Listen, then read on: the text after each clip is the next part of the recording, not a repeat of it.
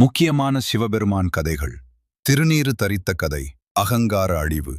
முனிவர் பர்னாதர் தன் தவ வலிமையால் தற்பெருமை கொண்டபோது சிவன் தன் விரலைச் சீவி இரத்தம் வராமல் சாம்பல் வருவதைக் காட்டி யாவும் சாம்பலாகும் என்ற உண்மையை உணர்த்தினார்.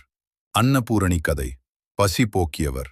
கைலாயத்தில் பார்வதி தேவி மறைந்ததால் சிவனும் அவரது கணங்களும் பசியால் வாடினர். பசி தீர காசிக்குச் சென்று பார்வதியிடம் அன்னபூரணியாக உணவு பெற்றார். காளி தேவியை குளிர்வித்தல். இரத்தபீஜனை அழித்த பிறகு பார்வதி தேவி காளியாக கோபத்தில் ஆக்ரோஷமாக நடனமாடினார். அவளை குளிர்விக்க சிவன் தன் பாதத்தில் படுத்தார். காளி தன் தவறை உணர்ந்தாள். கேதார்நாத் கதை. பாண்டவர்கள் மகாபாரத போருக்குப் பின் சிவனை தேடி வந்தபோது சிவன் எருது வடிவில் மறைந்து பின் கேதார்நாத்தில் தனது உடலின் ஒரு பகுதியை வெளிப்படுத்தினார். அதுவே கேதார்நாத் கோயில். தக்ஷன் யாகம் மற்றும் சதி கதை. சிவனை அவமதித்த தக்ஷனின் யாகத்தை சதிதேவி தீக்குளித்து அழித்தாள். கோபமடைந்த சிவன் வீரபத்திரரை உருவாக்கி தக்ஷனை அழித்து பின்னர் சதியின் உடலை ஏந்தி தாண்டவமாடினார்.